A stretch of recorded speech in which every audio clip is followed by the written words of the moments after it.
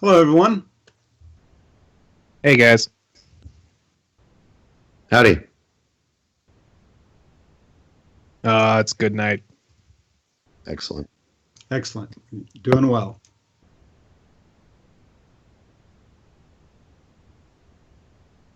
Well, I'm very interested in what we're going to talk about tonight, of course. I got lots to say. But other than that, it's just homework and dinner and podcast. So it's a boring night, really.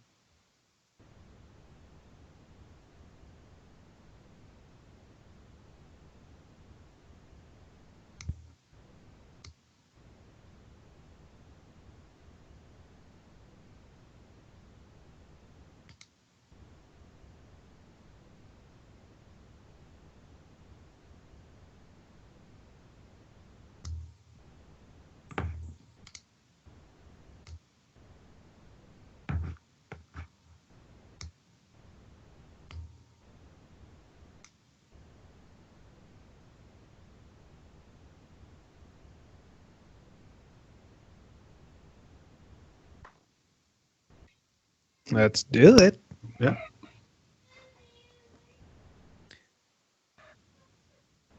Yeah, we have an official announcement finally by Roku that of our new streaming media boxes. Our boxes include several new models that we've actually seemed to have touched on these maybe a week or two ago.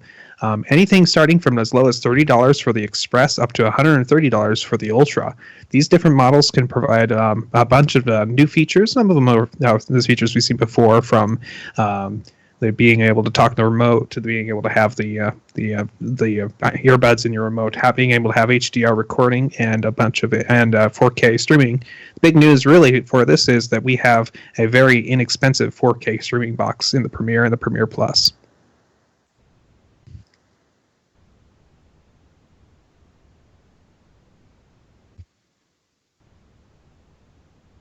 Well, actually, only the last generation was 1, 2, 3, 4. Before that, it was the HD and the HD Plus, and they had different naming schemes before too. The other big deal is that all their bigger boxes, not a single one has a fan, which the 4 does, which for some people is a big deal.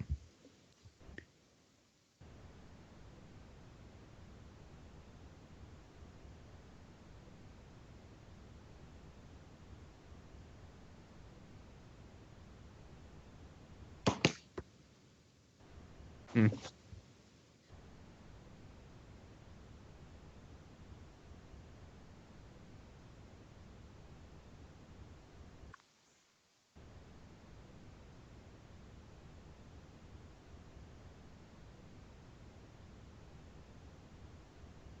Either better venting or newer chips that run cooler is probably also very likely. So we'll have to wait for somebody to tear one apart to tell us how you fix it.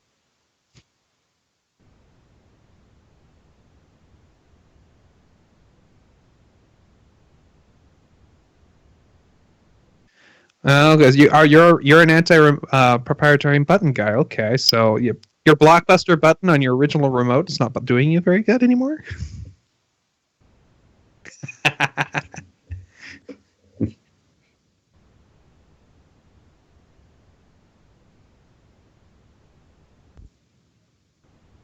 Oh,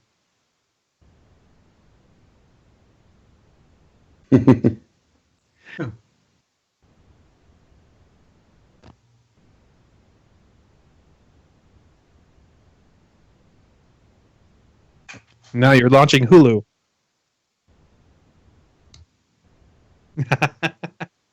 Well, disable the damn button. Yeah, of course, I never use those anyway. I always use the app, right? The smartphone app to the Roku player is what I always use. Yeah. Sorry, my daughter dropped something on her foot, so I ran to take care of that. Did we talk about the Express Plus at all? Not yet. We haven't gotten down to the Express level. But the Express is the $30 option, and I think the Express Plus is $40. And I have an issue with them too. You first, Michael. Yeah, I mean these are really interesting to me actually. The Express providing a low cost entry point for the system, And specifically, what interests me is the Express Plus. For an extra $10, you get composite video, right?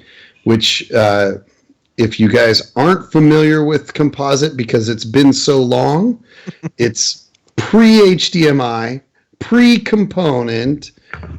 This is what you had on your old NES system, right? Red, yellow, and white. So it's the yellow is your video, and then you've got your stereo audio connections with your yellow and white. And the really interesting thing here is that it gives you the ability to hook your Roku up to a really old TV. So now you can turn that, old 19-inch TV that you have in your kids' room or your kids' playroom into a connected device that they can use to watch Netflix or whatever. And if they're not the first one to make this point, and you're not the first one to bring this up and make, wow, it's amazing. Component. Who's ever heard of that? Guys, the Roku One had component video as well. Yeah. No, it's they're leaving it there for the people who have their old tube TV that doesn't have HDMI ports, obviously. So yeah. That's cool, but it's not news. That's what bothers me. Well, the thing is, it's news to me because they added it back. Yeah. For 2 generations, they haven't had that functionality, and they're realizing that, as my suspicion is, as people are getting rid of their generation ones are starting to fail or give them difficulty, being able to keep up. Michael, I didn't say the generation one had it. I mean the Roku One, which was last generation. Oh, last generation. It had it too. The thing is, nobody ever bought a one. Nobody knew it. I mean, they sat on the shelf at Walmart forever, and nobody ever picked one up. But they did have a component. Exactly. But the good news is that also has HDMI. You got to choose. The Roku One, I think, didn't even have an HDMI port. You had to do component with it. Yeah, my biggest deal with... Oh, go ahead. No, I was just going to point out, one thing I did find interesting, is that Roku Express coming in $5 less than the Chromecast. I think that's pretty nice, and especially since for a lot of people, they want to have a device that has a remote versus the Chromecast, which has to use the phone.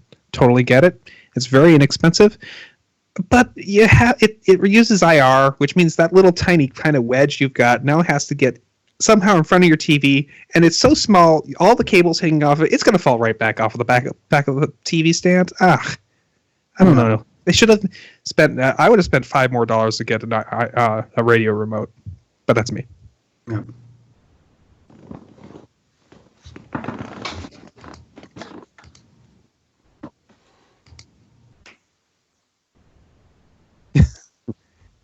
Now, I don't feel like there's enough here for most of these models to make a huge jump. If you got a perfectly good working Roku 2, Roku 3, or Roku 4, don't upgrade. That's my immediate opinion. Hey, newer, cheaper options, awesome. When you need one, it's great. Oh, they'll make billions of dollars off these. I have no doubt. People need them. Okay. Should I move on?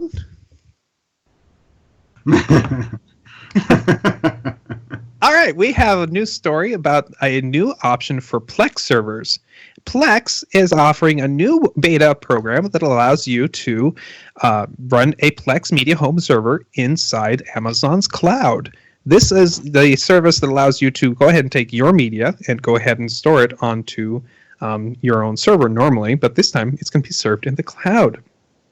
What it requires is a Plex Media Pass, which is $40, and then you have to pay for the Amazon Drive storage, and an unlimited storage for that for 1 year is $60. So for $100 per year, you can get yourself an in the cloud unlimited storage server, always backed up, maintained by Amazon, that you can go ahead and control and put whatever you like with, and nobody can stop you from doing anything with.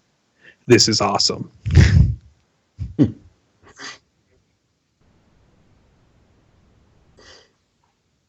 Right, but this is going to say my hard drives fail, so I have a bad luck with hard drives. there's some really interesting features here that I find appealing. One of them is, and it seems a little interesting to me because of all of the companies that have done things similar and failed, right? But it's got over-the-air TV, DVR built into it, right? So It's eventually the one that's on the Plex Cloud will have those. A lot of those features are not enabled yet in the beta version. They're working on it, and they're also Right. apparently working on making it work with other things other than Amazon Drive. But you're just getting the basic Plex functionality right now out of this cloud system that's in a beta. But eventually, yeah, I mean, yeah. according to their site, record free broadcast TV channels and watch your favorite HD shows, movies, news, and sports on any device, anywhere in the world. Management of Plex DVR only available for the Plex web app. So it's in the full release, right? That's coming soon. Yep. To your point, not necessarily available right now, but that is really cool to me. Yes. One of the big hangups I have with dropping cable, and when I did drop cable, but one of the things I was most concerned about was how was I going to get my shows without having to be stuck in whatever environment like Sling or whatever, where I had to kind of plan my day around it. Hulu gives you some of the stuff, but you get the delay of you have to wait till 24 or more hours later and all kinds of stuff like that. But this gives you standard DVR functionality, or supposedly standard DVR functionality for HD quality without having to take up your hard drive space, without having to buy a tuner and fiddle around with TV tuner software and TV guide software and all that kind of stuff. I don't know about the tuner bit because you might still have to somehow get a tuner and send the video to the cloud. Because I don't know if you actually get that functionality built out of it. I think you just get the server part.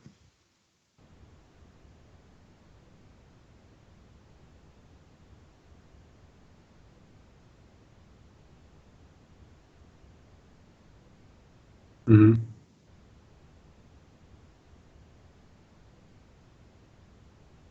Yep.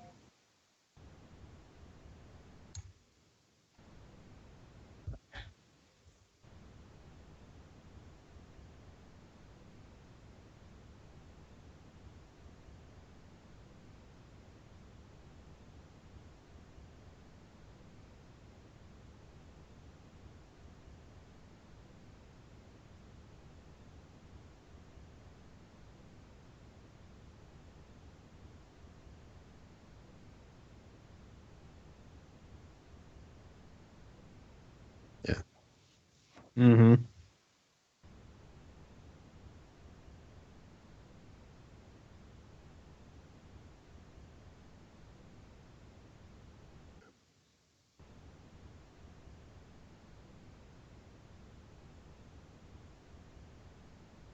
Right. Absolutely.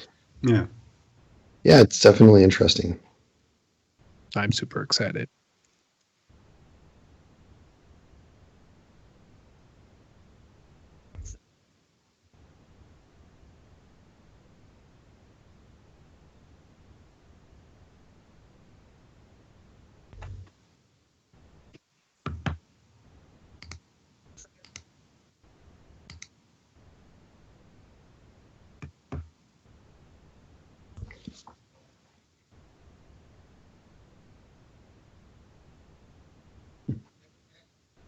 So did I.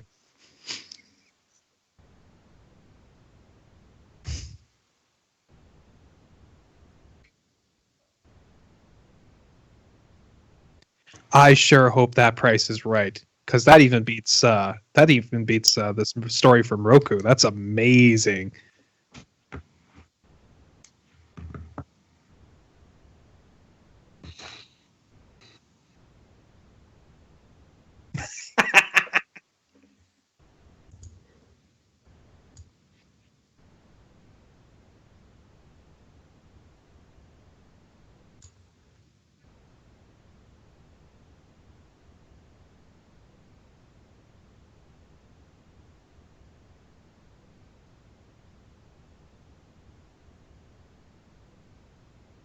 Right.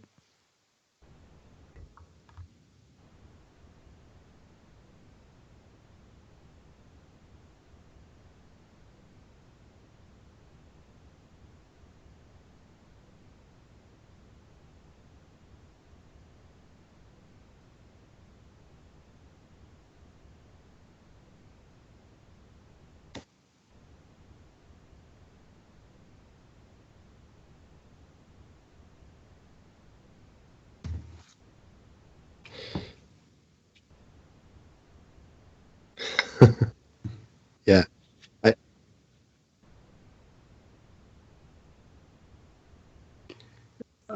Yeah, the price is good. I mean, I think it's excellent price. The question I'm going to have is, how well or is it going to be supported by the app community, right? I mean, if it's going to have all the apps that all the other players have, then yeah, it definitely makes it a buy. But I mean,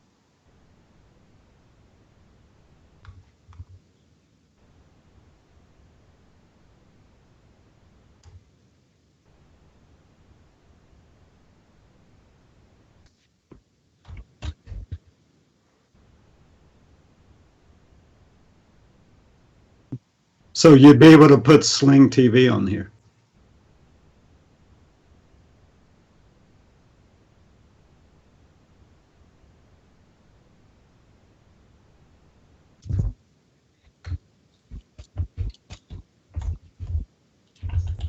Mm-hmm.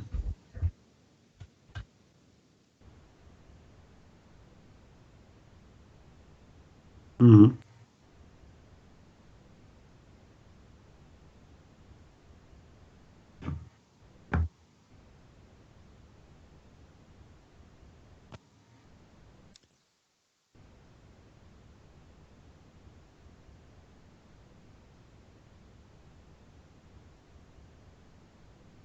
The uh the Nexus player came out and it got such bad reviews.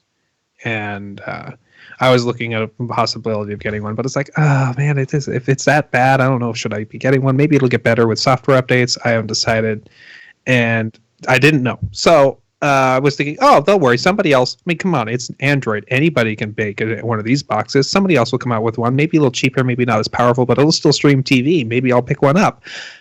Nothing good of it ever came out. I mean, you've got the Shield, and then you've got the Forge, which couldn't do Netflix for some weird reason.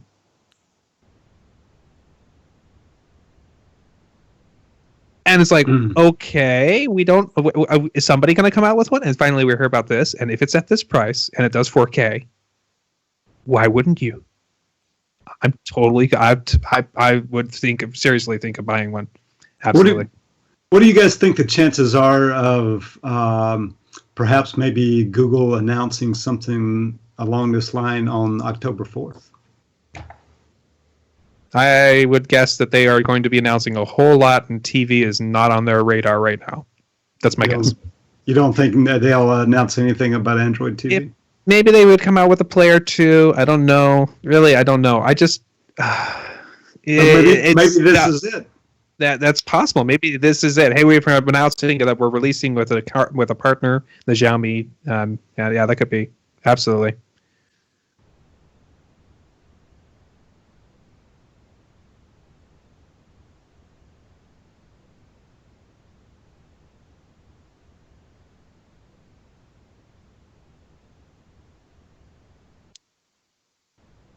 Here's what we think.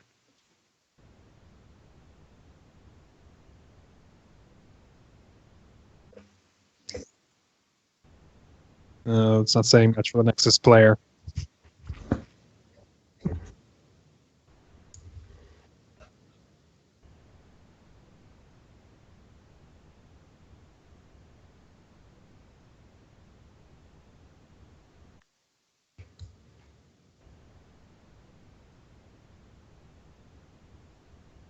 Mm.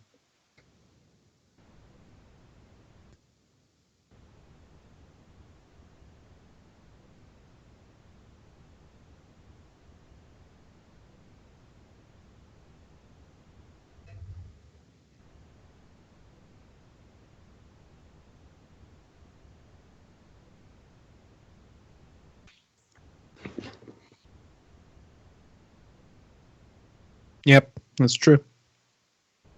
It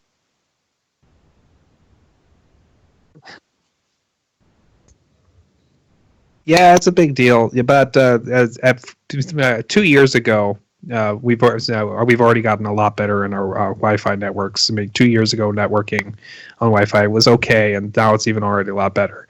I'm in an apartment where I can't run wires everywhere, so I'd probably be putting it somewhere where I couldn't run wires anyways. So for me, that's fine. As good as Yes, it is. One I use every day.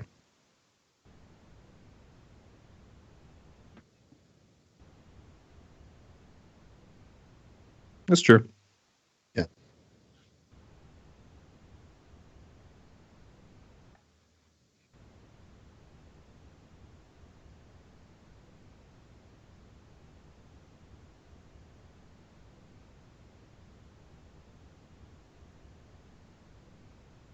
Hmm. Right. Hmm.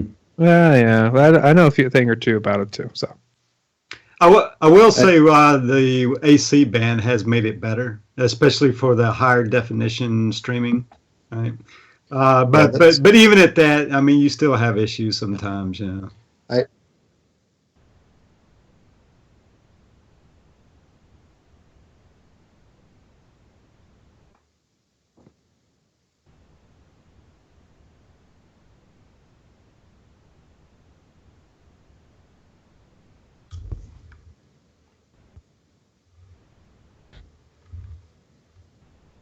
yep. Hmm. Right. Hmm. Right.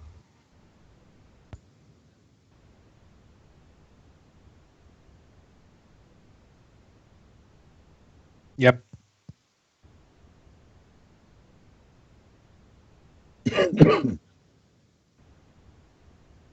Right. That should be your guest network. Well, I don't want them to have the fast internet. Come on. It's for me. They could check their email. That's fine.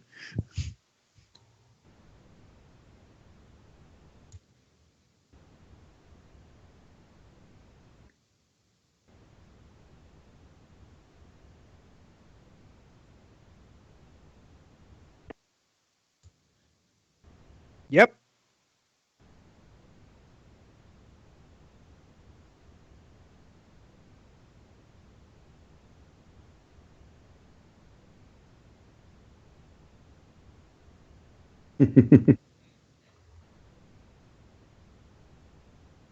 Right. Hmm.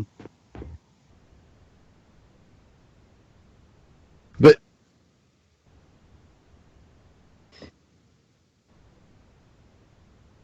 well, the other thing to think about though with the 2.4 is that you do get better range, right? So the benefit of that lower frequency is that it can penetrate walls better. You get a little bit better range, less drop off. So in my house, my kids at the far end of the house from where the router is, because it happens to have to be in the back corner of the house, they have to use 2.4 to get reasonable service. The drop off is, I mean, if you look at the drop off curves for the radio frequency at 5 gigahertz, it gets pretty quick towards the outer edge there. So you're looking at the drop off really fast. And so from one room to the next, you go from like having about 10 megabits per second to less than 1 for them in that room. So if they go to 2.4, they're sitting at like 4 or 5 megabits per second in their room, which is enough for them to be able to watch Netflix shows in standard definition and stuff like that. But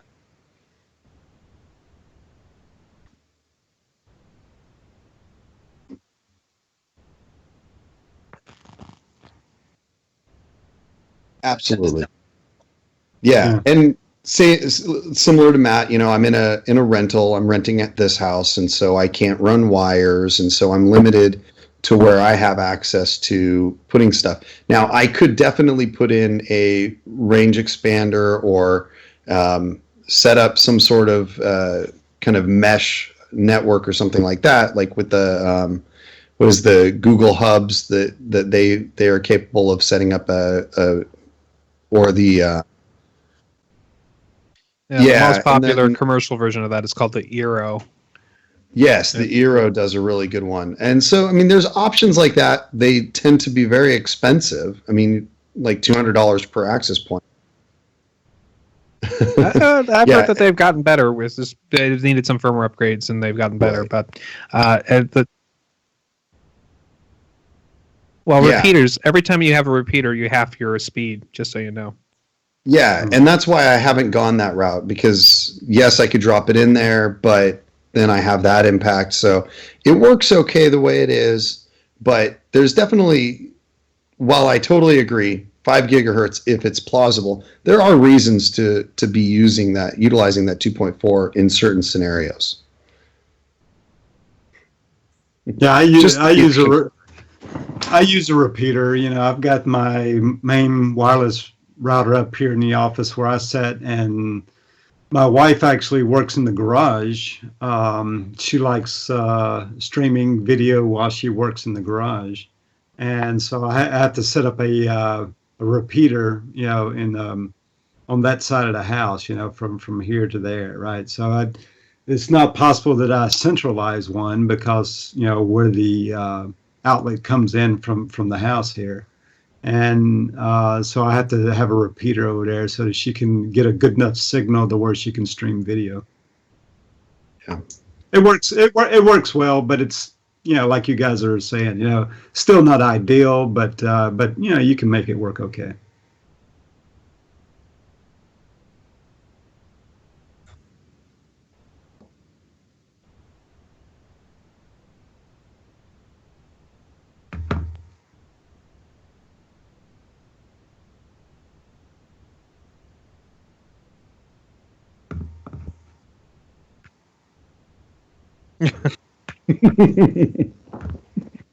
Hmm.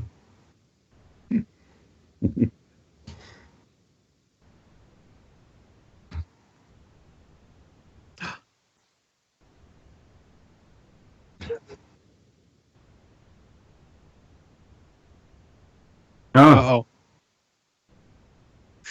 Uh I I had one article that was a little interesting, but it didn't quite pertain. It was talking a little bit about some, it was about VR storytelling really, and so mm. it it stepped a little bit outside of the realm of what we usually discuss. So I didn't drop it in there, but if you really want me to, we can talk a little bit about Here Be Dragons, um, telling their pioneering in VR storytelling.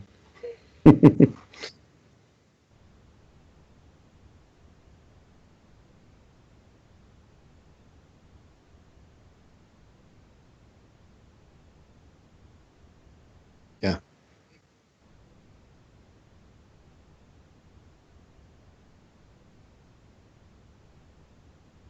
oh. Yeah.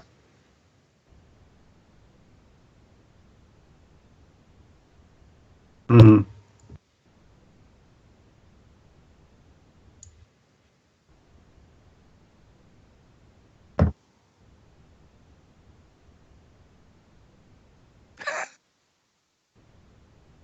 I don't know where this is going.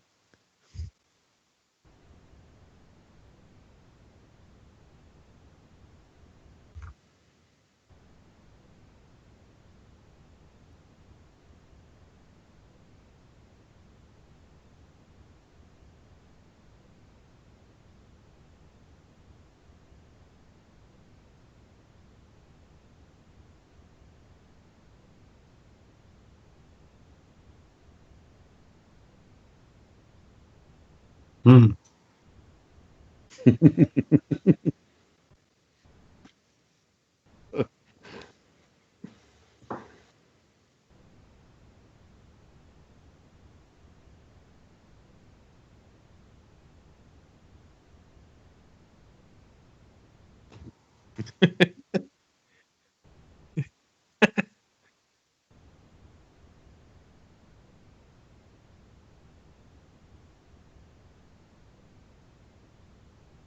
I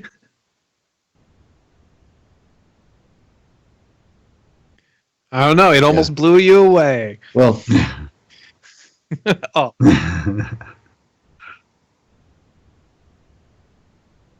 aw. yeah. Well, I mean, so like I said, I had had a story up there. One of the a moderately well known kind of like in the underground. I don't want to say underground, but more in the not blockbuster movies. But Chris Milk, who is a filmmaker, or he has done some film, done some photography and stuff like that, is created a studio called Here Be Dragons, where they're exploring storytelling with VR and kind of looking at what that really looks like. So, I mean, obviously, exploring VR is a lot different because, how do you present a movie or a story in that environment, right? It's adds a little bit more complexity to filming and recording and stuff, and you've got to have different hardware and technology, all of which will be new to the directors or the storytellers. And so it's definitely something that is going to evolve over time, and the first stuff that we see is probably not going to be great, or maybe it will be, but it will be different than what it ends up being just a couple years down the road. So he's created a creative group and has a bunch of partnerships with musicians, the likes of U2, Modest Mouse, stuff like that. So could be interesting to see where it goes.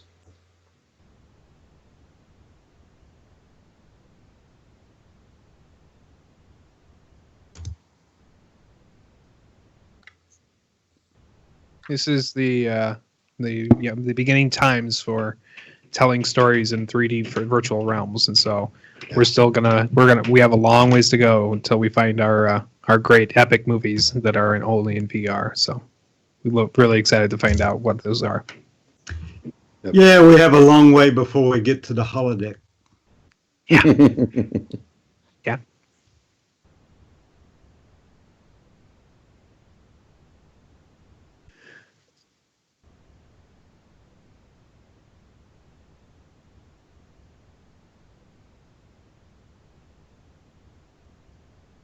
All right.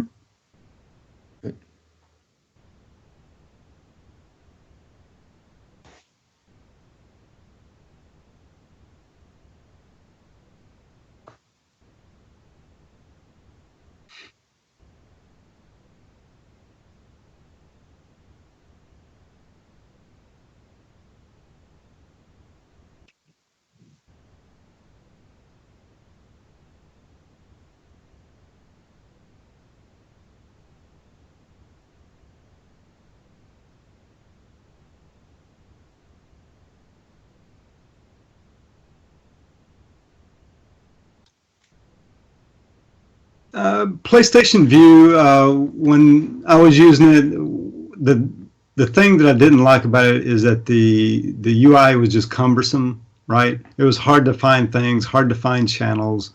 And then, I mean, they've got this thing where you can favor a channel, right? And that kind of thing, to where you can maybe, kind of create kind of like a shortcut to the channel and that kind of thing. But just the way they had it organized in general, just found it to be very cumbersome. Just hard to navigate through, right? That sort of thing. Other things that I did like, I thought the video quality was good, and the channel selection that they had was decent. I felt like, but in terms of price. I felt it was a little bit expensive for what you get. I think there's other services that'll give you the same thing that you'll get with PlayStation Vue for a little less money. So yeah, that was my initial thoughts of PlayStation Vue. I have diverging opinions about it, right? Thumbs up, thumbs down. on the positive side, it has some really awesome features that make it almost indispensable for me at this time of year. That being football season. And on the other hand, the UI is atrocious and it should be totally deleted and redone from scratch. It's painful. So yes. I definitely agree with Jimmy in that respect. But as I mentioned before the show, we have talked about what we're going to do for our next challenge, and I said, I don't want to change. So they're doing something right. Oh, where do I begin? Oh, come on. I have to give you initial thoughts? Initially. Oh, no. It is, okay, absolutely. Loved being able to watch TV without a cable subscription. Loved the fact that what the channels they had were great and they were nice and streaming fast. Hated the interface. I think we're going to touch on that a little bit more. And I thought, now Jimmy said that maybe it's a little bit expensive for what you get. Actually, I don't think so. I think it's pretty cheap, especially since in order for you to get some of those nicer channels that are up there, you have to buy pretty deep packages with all that. But that's what I think. I have lots of positives. I have a few pretty bad negatives that I'm happy to discuss it further.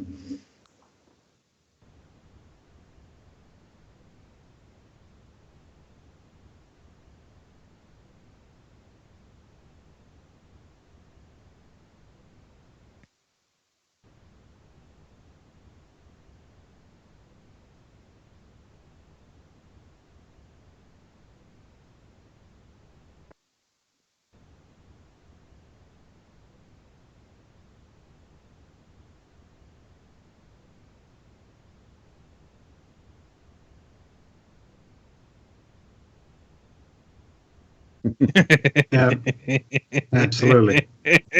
Yes. Right. Hideous. Yes.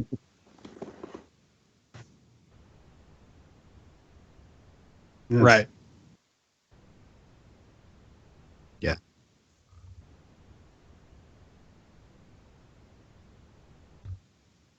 Well, so the problem is that okay, I want to watch a show. Unless you use the search option, which is that's everything's got a search option.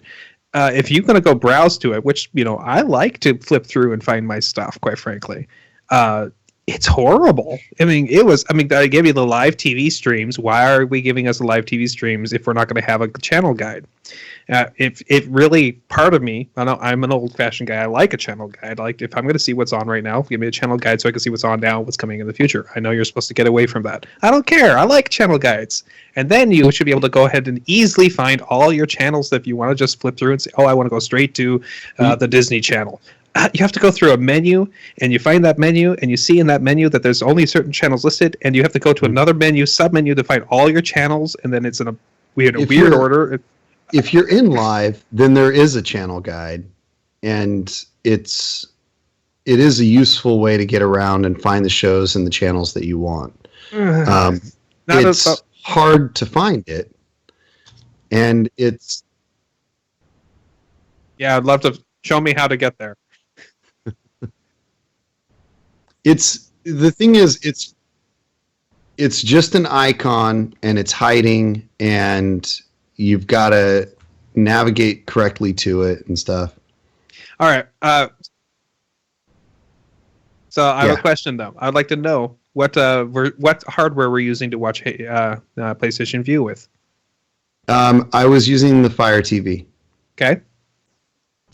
I was Roku 3. Yeah, that's what I was using. I use both a Roku 3 and a Chromecast, and the Chromecast requires your Android phone. You're basically doing everything on your phone. The Roku interface is just abysmal. Yes. And here's a question too. Could you guys find the video on demand for, like, say, a specific show all that well? I mean, for me, it was pretty difficult. Yeah, so that was the thing for me. So that was the point that made me feel like I love this thing and I hate it.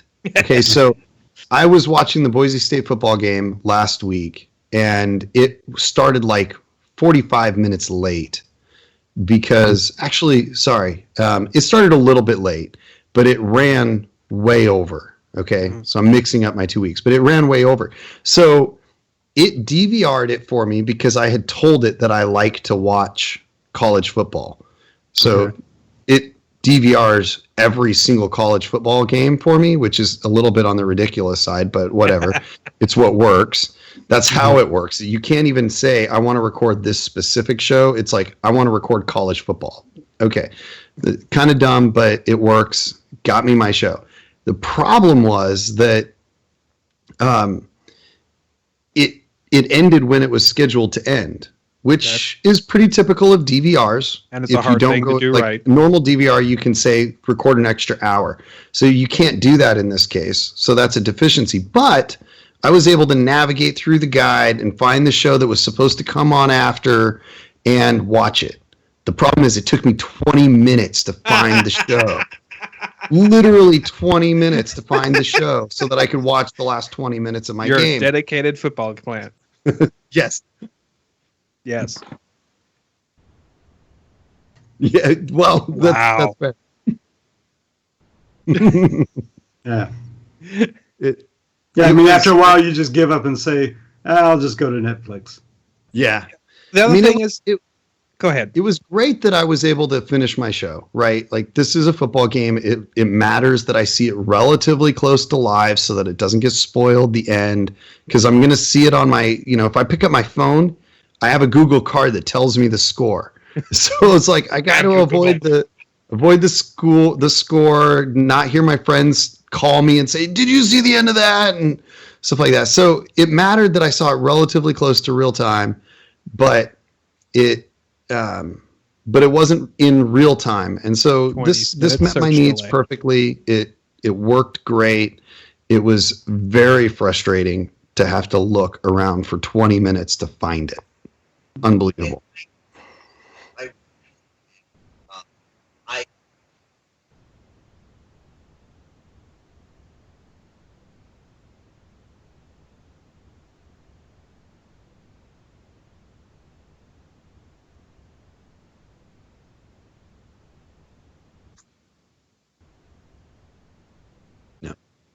Mm. Yeah.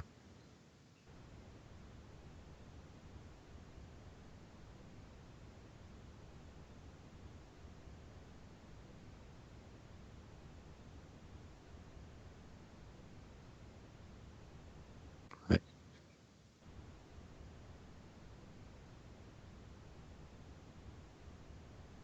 Right. Mm-hmm. Mm-hmm.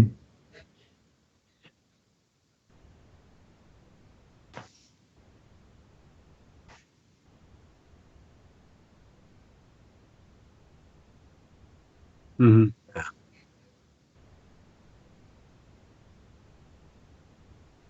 Right.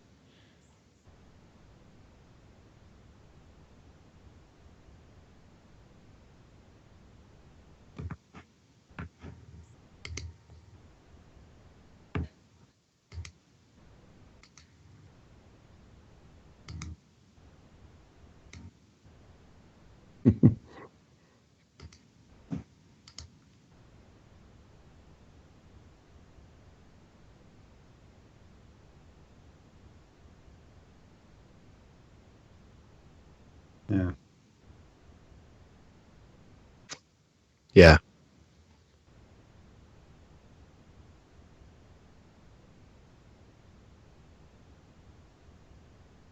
Well, the favorite system is interesting because if you don't know, the favorite system is how you DVR. Right. And yeah, exactly. It never tells you that. I had to find that out by researching. This is not something you should have to do to watch your TV. So, if you favorite a show, guess what? It's DVRing all of the shows that ever come on for it, and it shows up in your favorites list. So and the other thing is, you get 28 days of DVR. That's great. But I guarantee you, on my DVR that we have upstairs, I show movies that I've DVR'd 2 years ago. Right. I really wish I could hold on. Right, exactly. I mean, you don't want to lose that sometimes. It's like, dang, sometimes I rewatch that show. I really like that movie. Come on. That's okay. They probably have deals with the companies, and that's why they can't do it. 28 days is pretty good. Okay, I'll give that go. Let that go. And after 28 days, maybe I'll buy it, or maybe I'll watch it on Netflix or some other service. Cool. Okay, I can get past that. But the UI, other things about the UI, like the fact that it was hard to get into, it was hard to initially set up for me. I don't know if it's otherwise feature wise. It has all the screen, all the shows I want. It had all the channels I want except for my locals. It had it was fast to use. I loved how fast the streams came on. It was a really well run system. I was very happy with it. So yeah. For me, the killer features were the DVR. Again, as Matt mentioned, the favoriting system. That worked really well, and the fact that you don't have to worry about storage space or anything like that, you just get 28 days, is actually, again, like I said, for specifically my thing of college football or football season, really an effective way to do it. I say I want college football, it actually saves all of the college football games, at least for that channel. Like, I don't think it works across all the channels, but I could be wrong on that. I did go in and make sure that it was favorited for the channels that I was caring about, and it has most of the key sports channels. You know, I was concerned about this last show that was on Fox Sports 1. It has Fox Sports 1. It has ESPN, ESPN2. You do get access to ESPN3 through the ESPN3 web app. They have that partnership set up. So that worked. And of course, it has all your other kind of common channels that a lot of people like. It's got Disney Channel. It's got, you can get Disney Junior through the app. I don't remember if that's actually, I think it is on the actual service as well. it is. So, I mean, it's actually got a really good selection of shows. As Matt mentioned earlier, that is, it's a pretty good price. I'm only paying for the 55, the Elite Slim, which is like what? How much is that a month? $40 a month. $40 a month. And you know, when I was paying for pretty much the same thing with AT&T, I think it was AT&T or Time Warner before that. I think I was paying like $50 a month for that, but then I had to pay for my equipment and stuff. So my total bill was like $80 a month. So this is half that.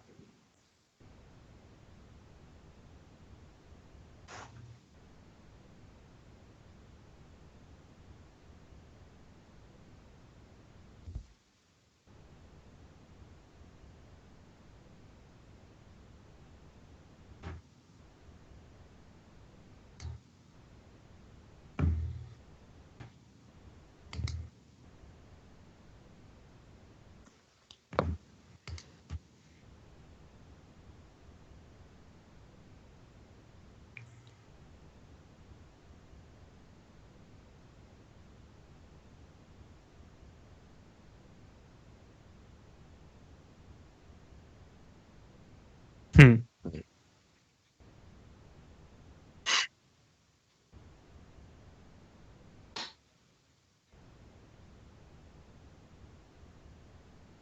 Yeah.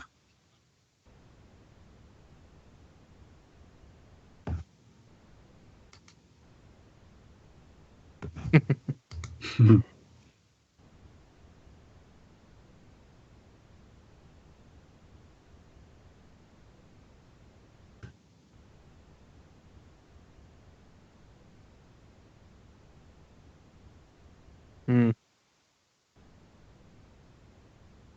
Yeah.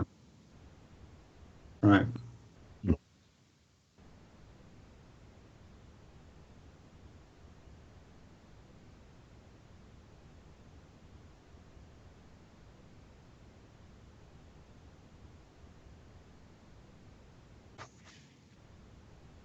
Right.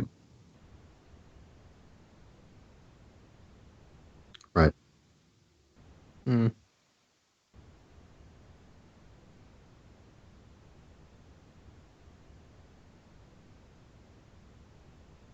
Right. Right.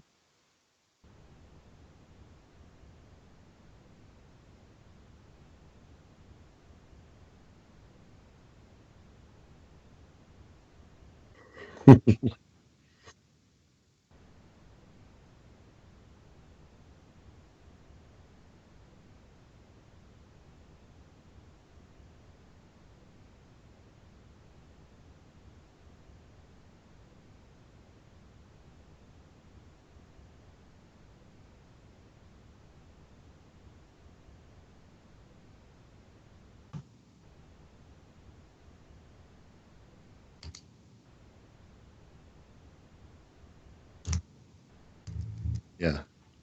Yeah, they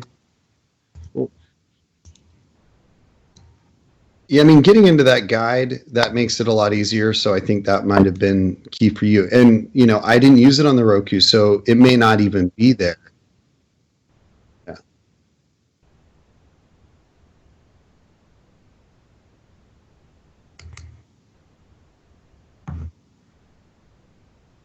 Yeah. What did you guys think about the streaming quality of the various two?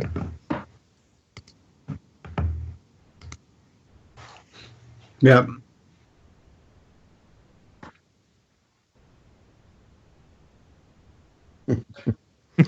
Yeah. Oh. Where's the song?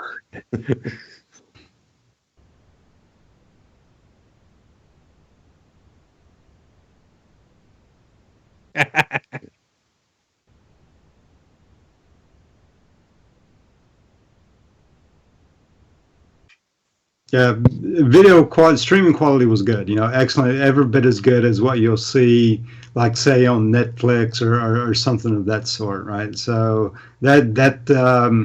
and for me, that was kind of the killer feature, really, as well, right? Is the quality of the streaming was good, right? Yeah, I mean, if they could, if they could. You do some of these things we were complaining about, if they could dress up the UI, if they could give you a more fuller video on demand library, then yeah, I mean, I think those are the missing bits, right? But I don't know. I think those are pretty big bits to be missing, right? Hmm. Yeah. But the streaming quality I thought was great. What about you, Michael? I definitely had some quality issues. Not much as far as the video quality itself, but I got a lot of buffering in the last couple of games that I watched. Mm. Um,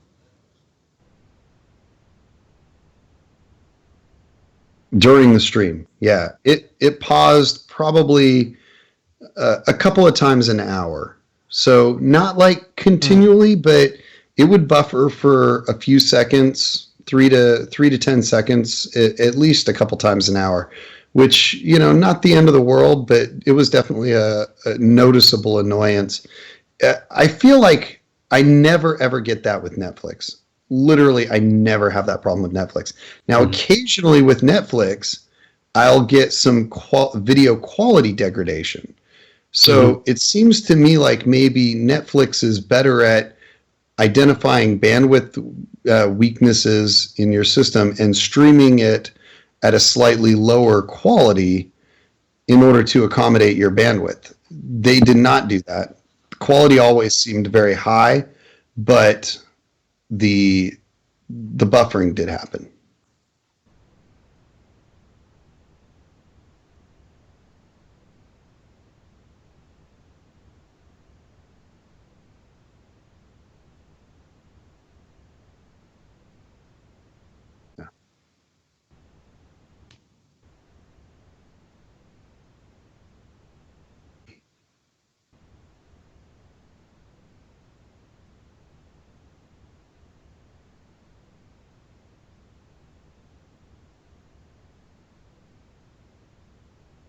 Yeah.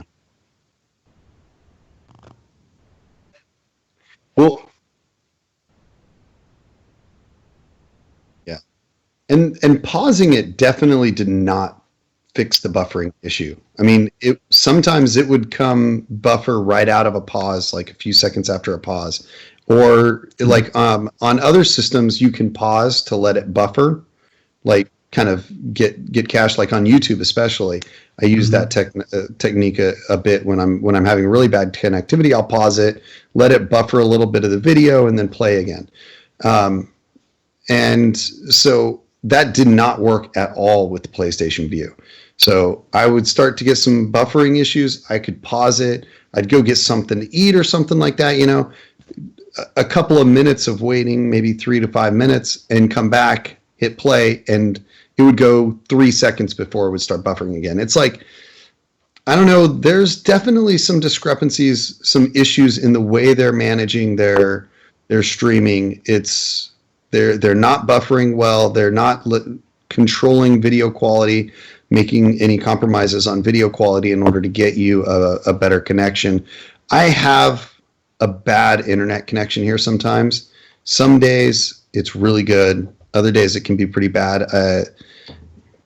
You know, I'm with Time Warner, so maybe it's cable usage around the area. Maybe in the evenings, maybe during the football games or whatever. A lot of people are streaming stuff, and that's causing the issue. But whatever it is, Netflix never causes me to pause, and I had that happen a lot. And I do watch a lot of shows. Like every night I watch an hour of, you know, whatever show I'm binging at the time, you know. So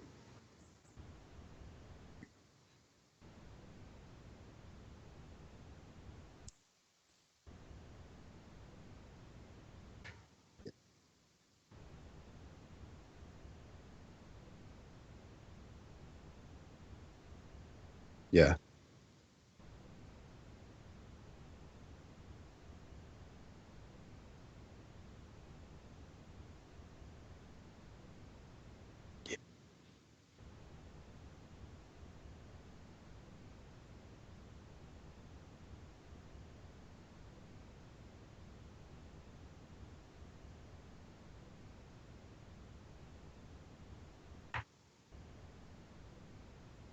Right.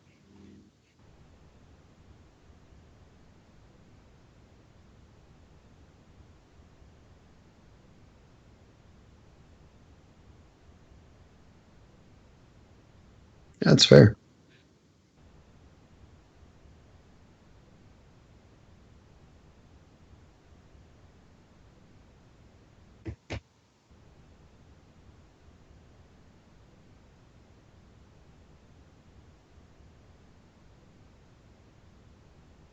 I experienced some stuttering between watching some shows. Pretty much anything that was DVR'd or live was fine. For me, the stuff that was on demand, I would have actual stutters where it would literally jump forward about 15 seconds, play about 20 seconds worth of stuff, and then jump back 15 seconds. Ouch. It was weird. And I saw that both on the Roku and on the Chromecast, but then I didn't see it on others.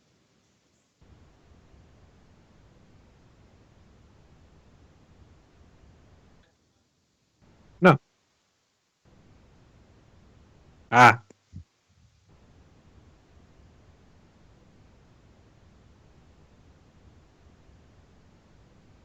Yeah.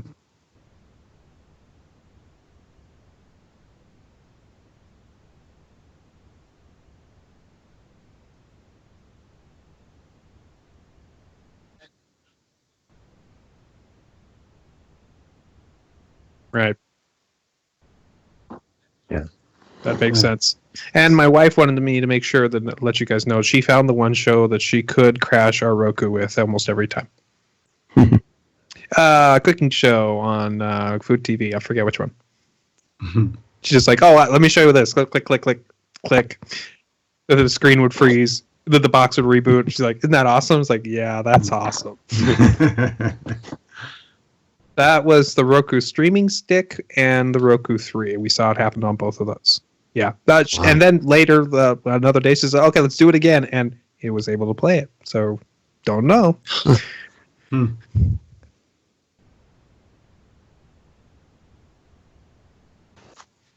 Look. Oh, okay. Not buffering. Different kind of buffering.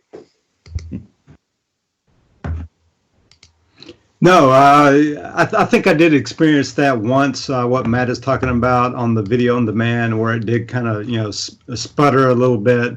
Other than that, the streaming quality was fine for me. Yeah, other than that, when the streaming quality was without issue, it was beautiful. And it was fast to Right. switch between channels, and it was fast to load channels. When it was working, it Right. worked really well.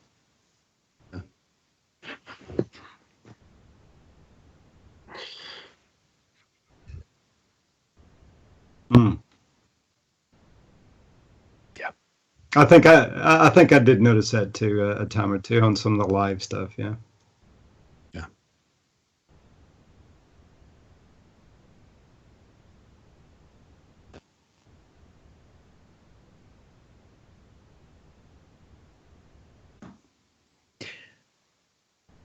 I think for what you get, which is a lot of more premium channels, especially if you go up into the various different tiers available to it, you get an awful lot for your money compared to any of the big name broadcasters that is out there. You get up to 5 devices, and if you count the cost of the DVR into there too, it's built into it. And then you count the fact that you have to pay for that per month with your local companies. It's a screaming deal, especially if you're already paying for the internet. If you count the cost of the internet with it, it's no better than anything else. It's the same. It's that opinion of your point of view, like, I'm buying internet. Should I get TV too? This is a good option. If I'm getting TV, should I get internet too? Maybe you should think the other way. Mm-hmm.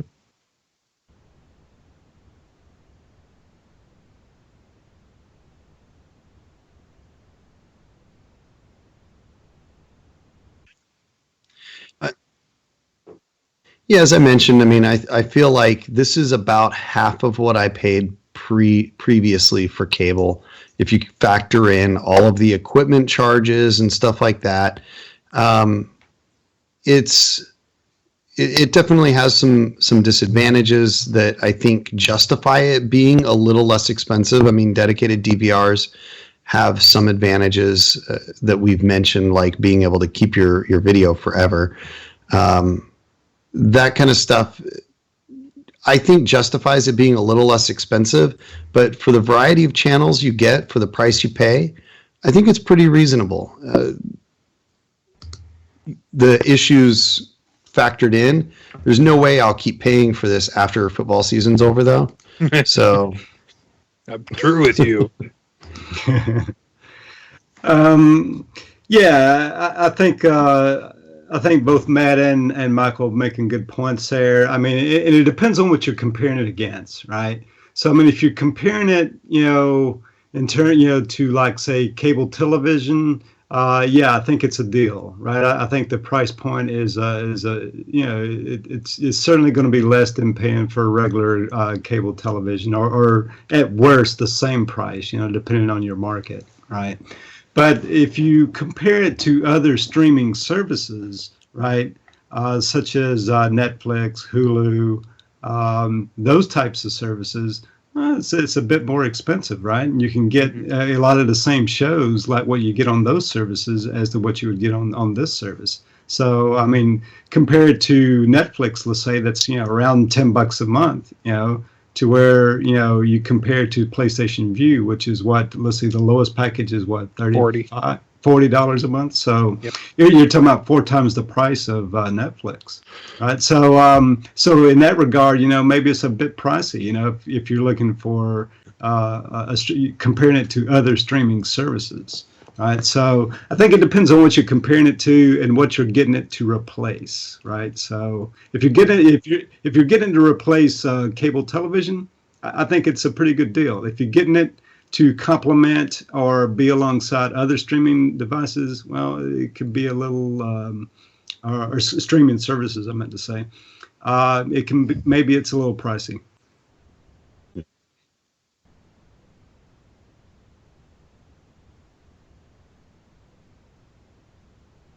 Yeah.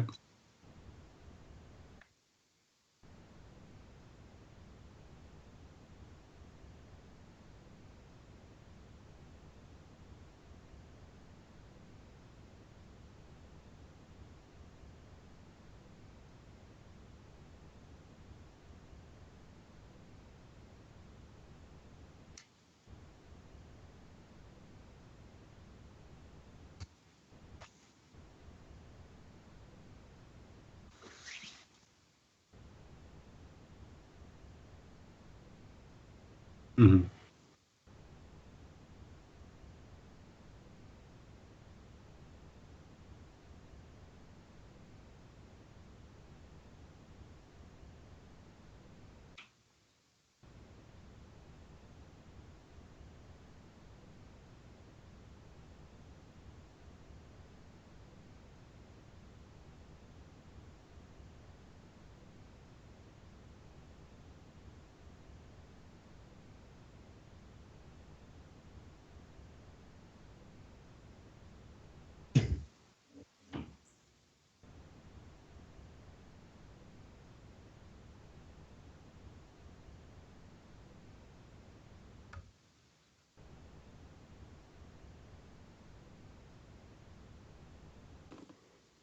Yeah, No, I I did. wanted to do I that. didn't do that. No. Yeah.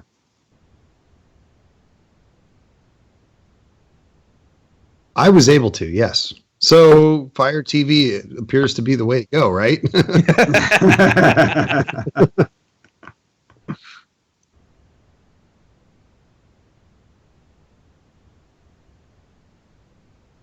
Huh. Wow. Yes, it did say that. I remember that. Oh, I do So remember that in the setup. Yeah. Yeah, that's right.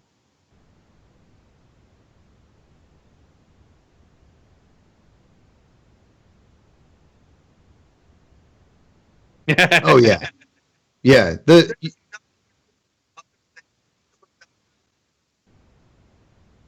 Yep.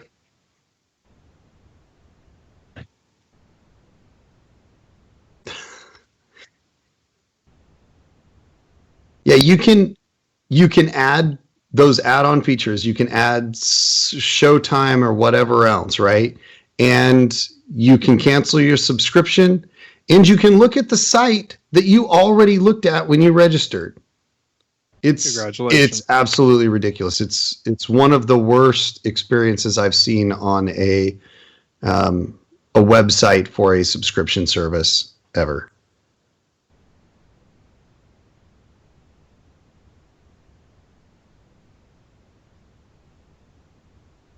To,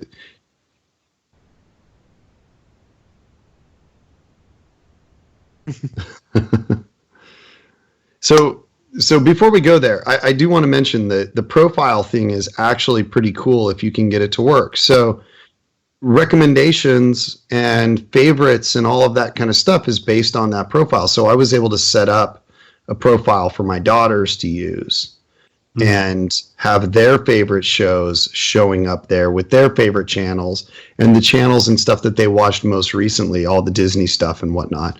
So that was actually pretty effective and pretty a pretty good feature. So new feature that you mentioned that I had forgotten about. So um,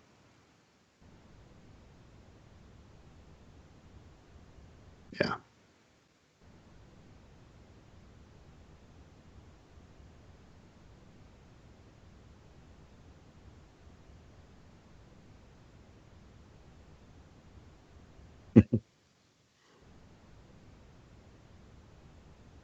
yeah.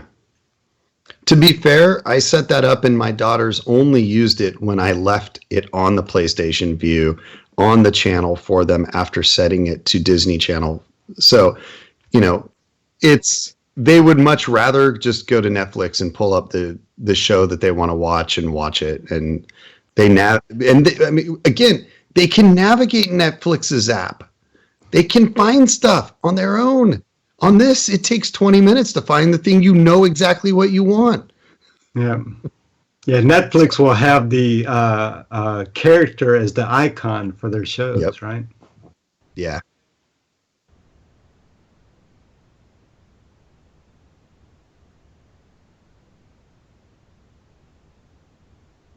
Yeah.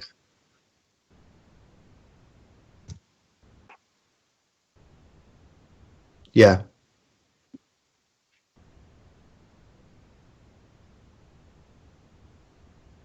Well, yes and no. I mean, I understand where you're coming from, and I kind of agree. Though for kids, the idea of channels and services are much more fluid than they are for us that have grown up with cable television and stuff like that. For them, it's just about how do they consume what they want and how can they get to it easiest. And if Netflix has good shows that they want easier, it doesn't matter whether or not it's live or whether or not this other source provides more variety or more live or whatever. Whatever it is that provides, if it's not easy to get to, it doesn't even matter. Mm-hmm. Right. Yeah.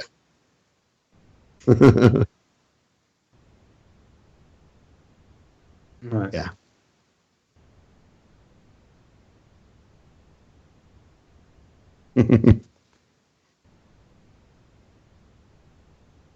I actually have not gotten around to canceling it yet because I've just been busy. So I'm probably going to cancel tonight, though, Ben. So I suspect it will be just fine. At least I hope so.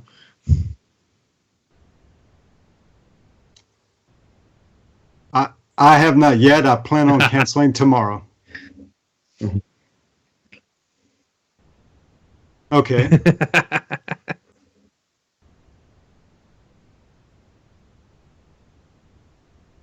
Oh.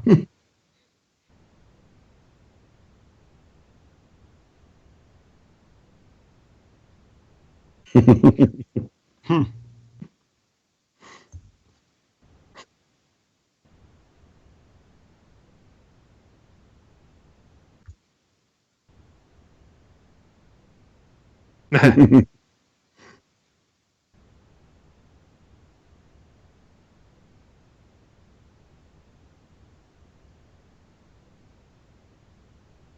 Yeah. That's it.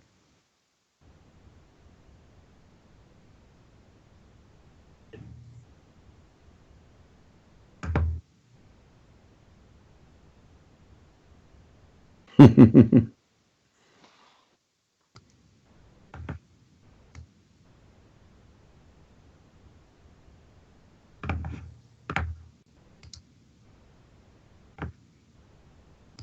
Mm.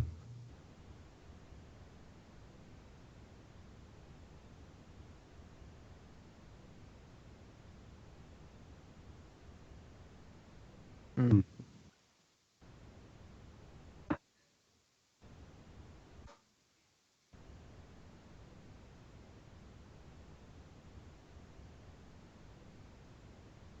Okay. Right.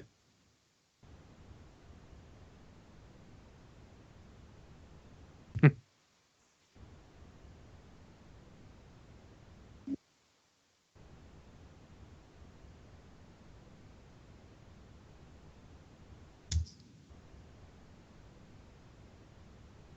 Right. Yeah. Sounds cool.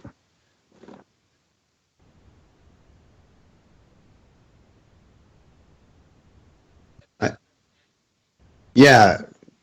Well, they both said that they were probably going to cancel tonight or tomorrow. I'm most likely going to keep it through the football season. So hopefully into January, get some bowl games going, right?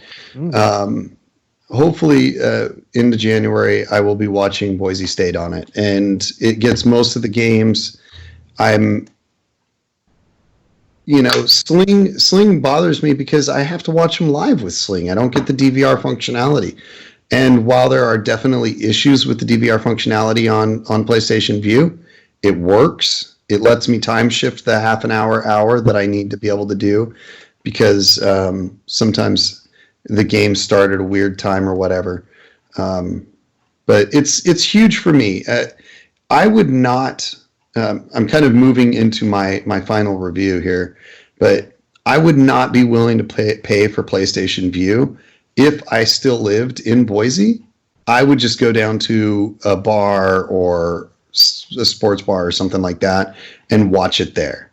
Mm. But I live in Austin, and I'm not going to find a single bar anywhere within 100 miles of me that's playing a Boise State game, unless Boise State happens to be playing a local team, which they are not, at least unless they get a bowl game with somebody here. So I can go see UT anywhere I want, but I'm not going to be able to see Boise State around here. So I have no choice. If I want to watch it, I have to, I have to do that. So it works for me. It meets my needs. I'm totally willing to pay for it through the football season. I would not pay for it if I had another option, because I think that it's other than cable TV, because I don't want to go back to Time Warner or AT&T, which are my TV options here. So it's the best of the three evils that I have as viable options.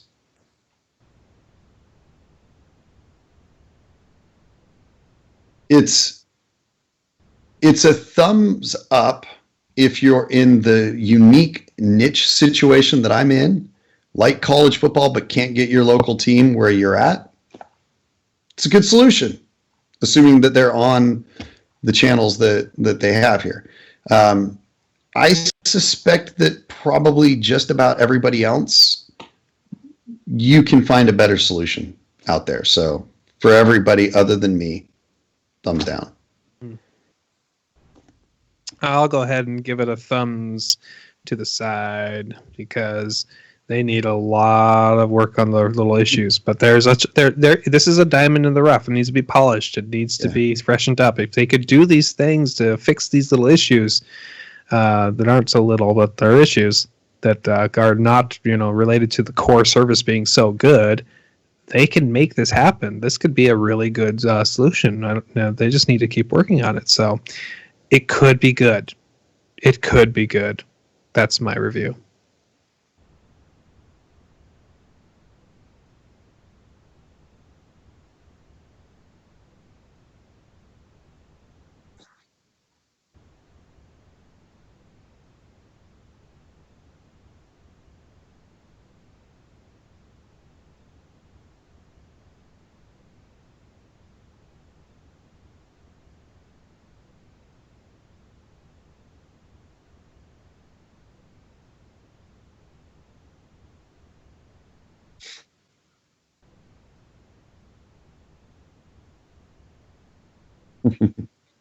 Yeah.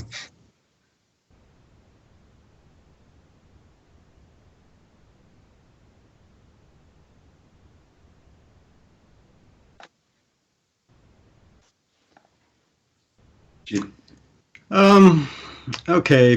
I think I'll give it a thumb sideways as well, to maybe slightly down, right? And for a lot of the issues that we've been talking about, right? The UI definitely needs to be redone or improved some sort of way. I think it is a viable option for people who are looking to replace cable television, as I think all of us have said. But, when you compare that to other streaming services out there, I think they've got a lot of competition out there that's really getting the streaming services right, to where this service, I think is not quite there yet, right? The UI needs to be there. They do have a few niche things, just like what Mike is talking about, like with college football. That's definitely one niche area that they're probably doing, perhaps better than other folks. But if you're not all that much of a college football fan, which may not be all that many people who's looking to cut the cord, then it's not really all that viable of an option. And you can get services such as Hulu or Netflix for a fourth of the price. Yeah.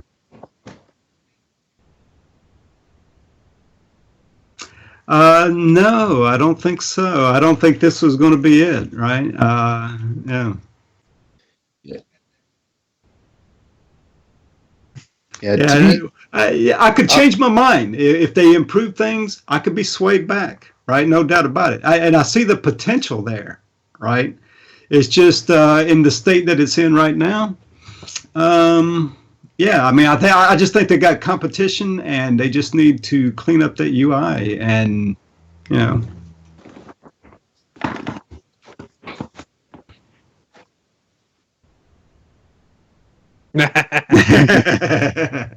so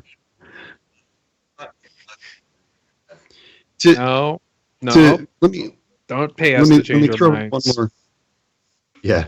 So to be fair, I agree largely with what you guys are saying as far as, kind of being in the middle. But I would say that as things stand right now, the UI is bad enough and the difficulties of utilizing the system is bad enough that I would not recommend it to anybody. That's why I give it a thumbs down. There is tons of potential there. And if they clean up the UI, if they make things a little easier to find, Mhm. then this could I would see this being the kind of thing that I would recommend to my parents if the UI would work, right? Yeah. Right now, if I recommended it to my parents, they would be calling me every 15 minutes. How do I do this? How do I get to this show? What's going on? So I would not recommend it to anybody right now, other than just this one unique niche situation that I'm in. But it has tons of potential. Yeah. Agreed.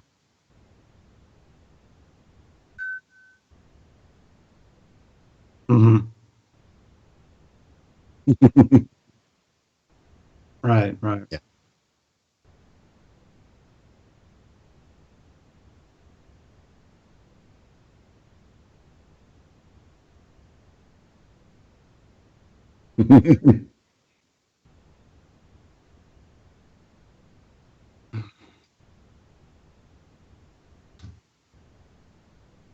Yeah. Right.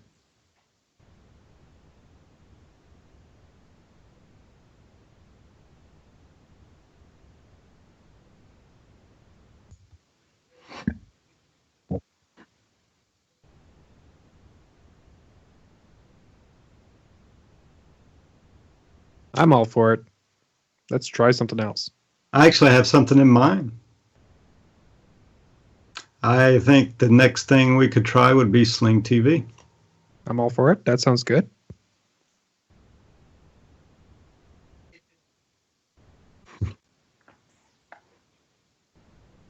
Oh. Ah.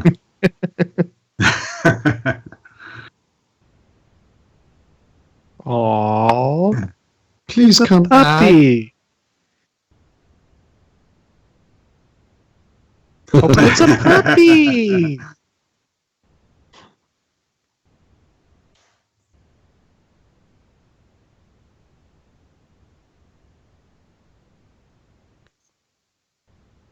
Hmm.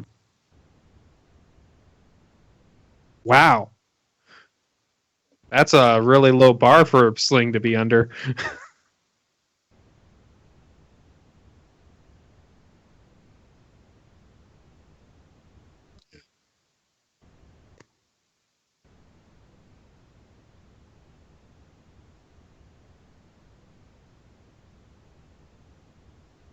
Hmm.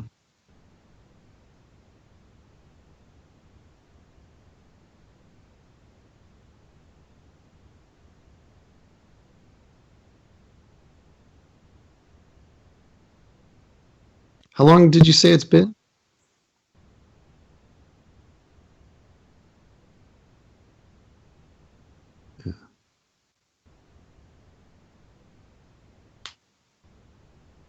Sounds right.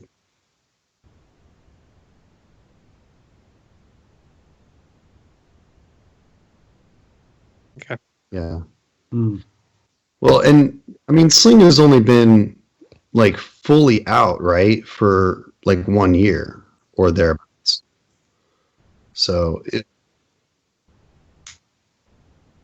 Yeah. well, yeah. Not that's a fair point.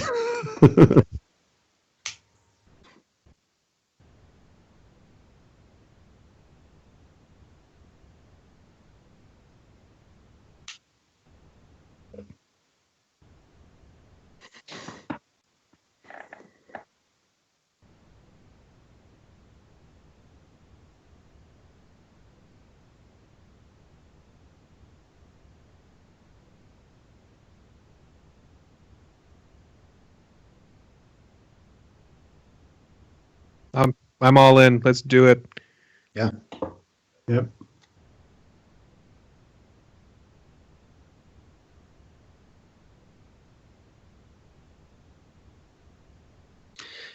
I I got something I wanted to mention. This last weekend, I went to the Austin Comic Con, and it was awesome.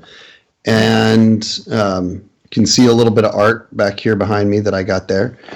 So that was pretty sweet. But what I wanted to mention was that made me think about the Con Man TV show. That if you're not familiar with it, it's Alan Tudyk and Nathan Fillion. Kind of Alan Tudyk is playing himself effectively in the show. He is a guy that goes to sci-fi conventions because of his hit TV show that got canceled too soon. Maybe Firefly. Yeah. They call it Spectrum on the show, and his name's Ray Nearly. So it's clearly him, and it's clearly a spoof on his life, and it's a ton of fun. It's a great show. I would definitely recommend it to anybody that likes Alan Tudyk, that liked Spectra, or not, I'm calling it Spectrum now, that liked Firefly. A lot of the cast from the show makes guest appearances and stuff. You see guest appearances from a lot of famous actors in that area. You've got now they all just like totally went out of my mind, but a lot of people that you will definitely recognize are guests on the show. And it's just a ton of fun. Sean Astin and no. So yeah, I mean, there's just a lot of people that are fun to see. A lot of good funny anecdotes, and the one thing I would rant about though is the common way to get this right now is through Con HQ or Comic Con HQ service, and it's not a bad service. I had some good experiences with it. Video quality is really good, no buffering issues or anything like that, but the interface is difficult. It's not like PlayStation Vue difficult where you can't find what you want, but it doesn't have the ability to skip to the next episode, for example. So Con Man is a serialized show. It's got episodes, 14 episodes in a season. You have to hit the back button and then navigate back through the list to get to the show that you want to watch next. That's a ridiculous feature. Totally obvious feature to have next episode. They don't have it. It's really annoying. So little things like that annoy the heck out of me as a web developer myself. That would drive me insane to not have added that feature. I would never be able to release that software without having that feature in it. So that would drive me crazy. Don't understand that. Really annoying. Fix it, Comic Con HQ, if you're watching. Otherwise, watch this show. It's good. Con Man show. Okay. Con Man show. I'll say that I'm actually, just this week, I'm going to actually for real cut the cord. Ooh. So I've still been maintaining a cable subscription. This past weekend, I trimmed the cord, right? I cut down, my package. And I noticed that the quality of the video went down when I did that.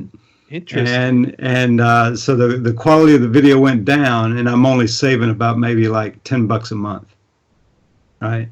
And interesting enough, I signed up for a trial version of the Sling TV, hence why I was kind of leaning toward that, right? And I was actually watching Sling TV, and the video quality I was seeing on Sling TV was better than the downgraded version of the cable TV that I have now. Oh, don't spoil the review yet. Well, that's just from one night. Yeah, there you go. We're done. That's just one night, though. I just real quickly want to just say that thank you Microsoft Windows for updating my machine last minute, so I almost missed the show today. Other than that, I'm good.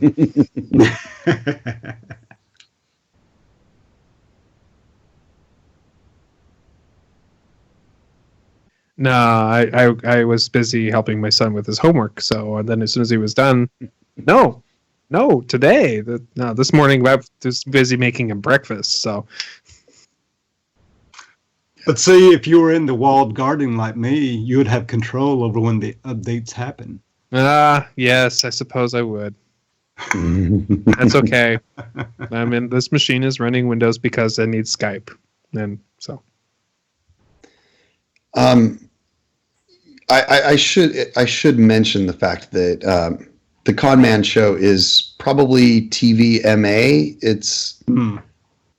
It's got some risque scenes in there, not outright R or anything like that level, but it's definitely oriented to adults.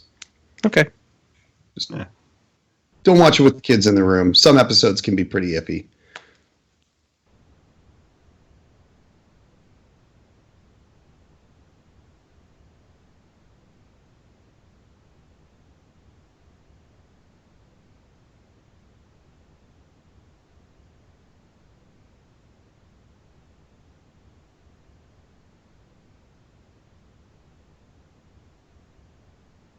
Oh.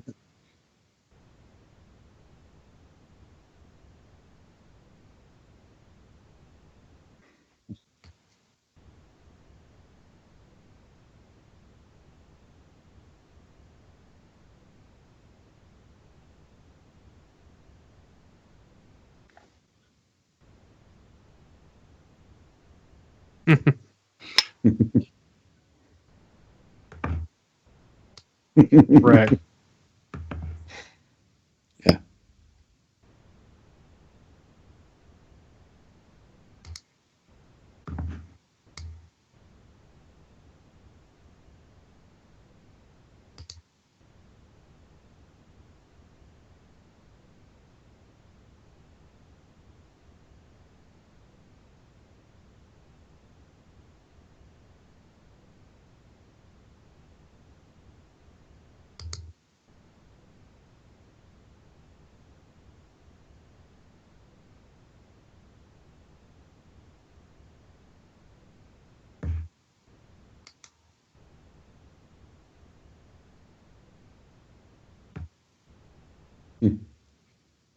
Yes, it does.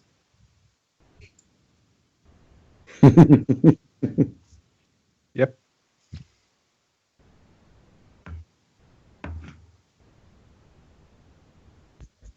All right. Bye, guys. See you later. Later.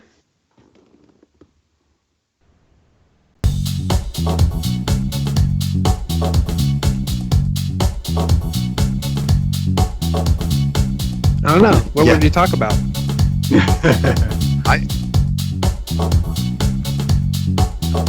Well, that's because you are. No, I don't know about that. I've subscribed to the YouTube channel. I was That's what I was